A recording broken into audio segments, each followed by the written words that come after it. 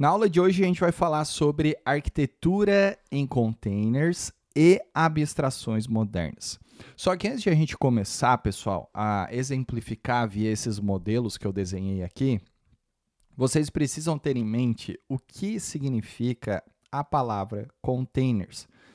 Porque se tu não souber essa palavrinha, se tu não entender o conceito, tudo isso que eu vou falar vai ser em vão.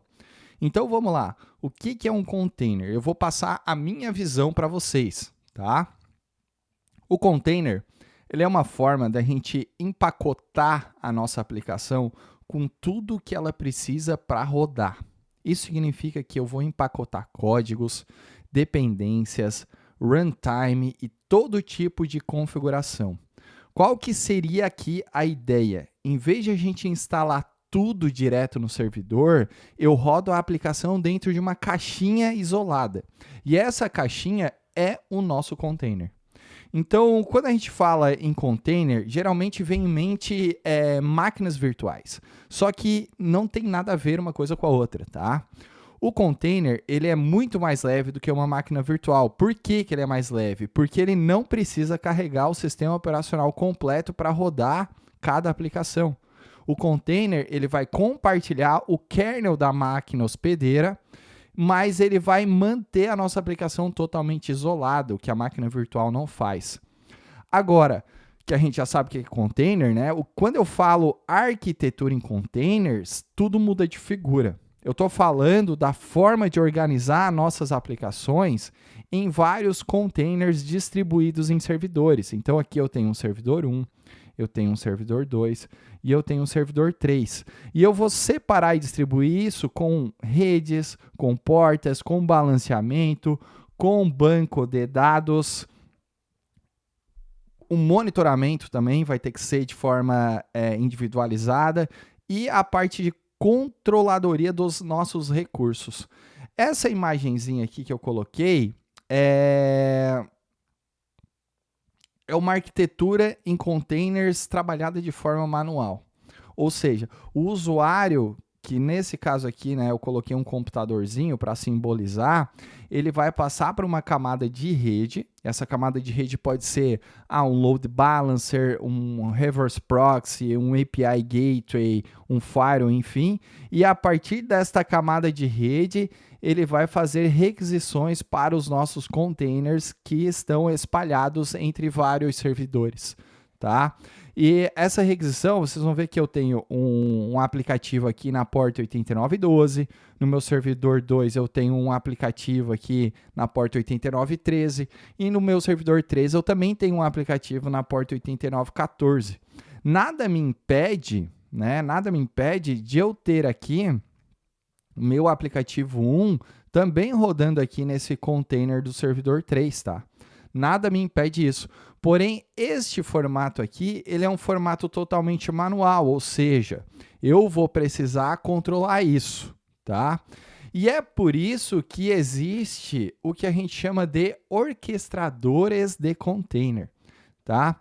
O orquestrador de container, eu vou dar um exemplo aqui para vocês. É o Kubernetes. Kubernetes, tá? Ele é responsável para a gente para automatizar toda essa gestão que a gente faz de forma manual aqui, certo? Em vez de eu ficar escolhendo manualmente onde cada container vai rodar, o Kubernetes, que é um orquestrador, ele vai fazer isso para mim. Então, ele possui duas partes muito principais que vale a pena que a gente ressaltar nessa aula aqui, que é o control plane, que é o control, esse aqui, e o data plane. O control plane, pessoal, é o cérebro do nosso clusterzinho, tá? É ele que vai decidir, por isso que nós temos aqui várias setinhas apontando, onde os nossos containers, eles precisam ser executados. Aonde vai ser monitorado os estados da nossa aplicação, aonde que eu vou recriar os nossos containers quando eles caem, aonde que eu vou garantir que o ambiente esteja exatamente do jeito que eu pedi, tá? Então, quem faz todo esse processo é o control, beleza? E nós temos os data plane aqui, que é onde as nossas aplicações estão de fato rodando, né? Que a gente chama de pods ou containers. Então, se eu digo assim, ó, eu quero 2 cópias do aplicativo 1, tem uma cópia aqui e uma cópia aqui, uma réplica, né? O Kubernetes, ele tenta manter essas 2 cópias rodando o tempo todo. Se uma cair, ele sobe a outra. Se um servidor estiver sobrecarregado, ele pode substituir essa minha cópia em outros containers, tá? Vocês podem ver que aqui embaixo eu coloquei na imagem um controle de CPU e memória, porque cada servidor tem a sua CPU e a sua memória, né? E o que isso mostra? Que o Kubernetes ele vai olhar para a tua CPU e para a tua memória para decidir onde ele tem que colocar a tua aplicação. Porque, por exemplo, não faz sentido ele fazer uma réplica do aplicativo 2 aqui, ó, e colocar dentro desse worker 3 aqui, do meu servidor 3. Por que não faz sentido? Porque ele já está com 85% de CPU e 80% de memória. Então não faz sentido. Só que eu não preciso fazer isso, porque o Kubernetes, que é o nosso orquestrador nesse caso de exemplo, vai gerenciar isso para mim. Então o que tu precisa saber? Tu precisa saber e entender Kubernetes, tá? E aqui embaixo, nessa figura aqui, eu coloquei, como sempre, arquitetura em containers, vantagens e desvantagens, porque nem tudo é um mar de rosas, né? Tudo tem a sua desvantagem. Então, começando aqui, pelo lado da vantagem em utilizar containers, a gente tem portabilidade. O container, ele vai ajudar a resolver aquele nosso problema clássico. Qual o problema clássico, Matheus? Bom, na minha máquina funciona. Eu acho que todo mundo falou isso aí uma vez na vida, né? Se a tua aplicação ela está empacotada em containers, ela tende a rodar da mesma forma no teu notebook, da mesma forma no teu servidor web, no teu servidor de homologação e no teu servidor de produção, tá? Uma outra vantagem que nós temos aqui é eficiência de recurso. Containers, como eu falei, eles são muito mais leves do que uma máquina virtual. Então a gente consegue rodar mais aplicações rodando com menos infraestrutura. Uma outra vantagem que cabe aqui citar é o isolamento, porque cada aplicação ela roda separada. Se uma aplicação quebra, isso não significa necessariamente que todas as outras vão quebrar juntos. Tá? Uma máquina virtual fica 100% de CPU, todo mundo está quebrado, certo? Escalabilidade, que aqui está, né? Também, na minha visão, é um ponto forte, porque eu posso aumentar o número de instâncias de uma aplicação de forma rápida. Se a minha API está recebendo muito acesso, eu posso subir mais containers dentro dela. Se a gente for falar de deployment e rollback,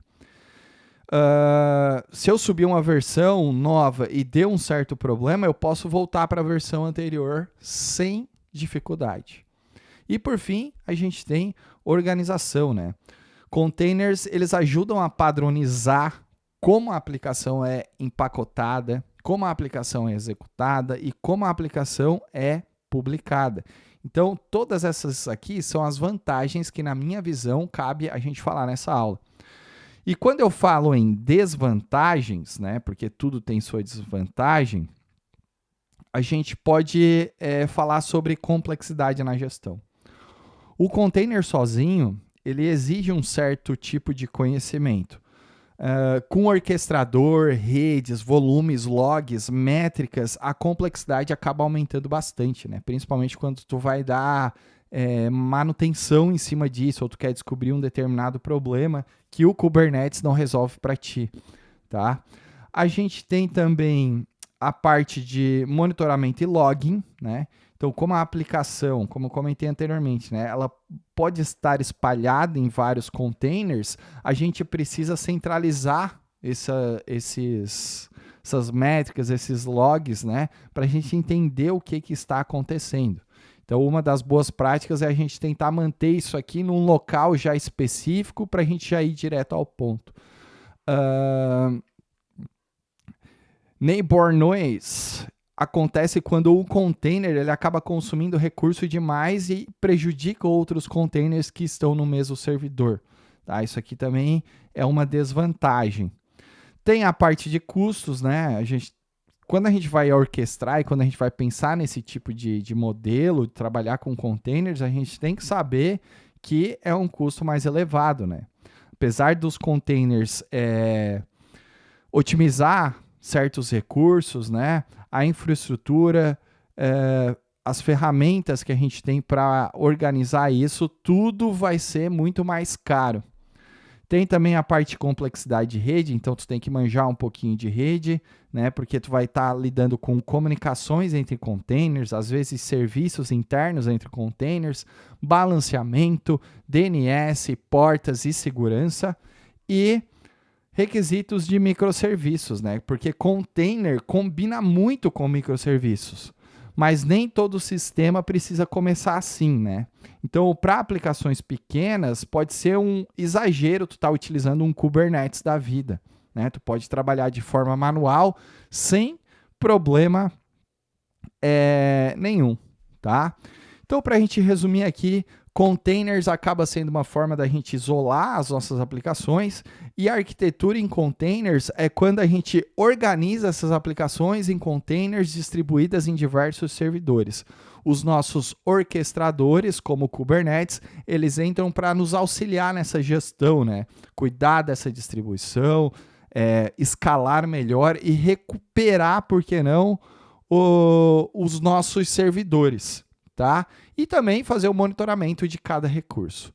Essa foi a nossa aula de hoje e espero que, de fato, vocês tenham gostado e na próxima aula a gente vai trabalhar um pouquinho sobre soluções monolíticas, modulares, microserviços, tem muita coisa por aí.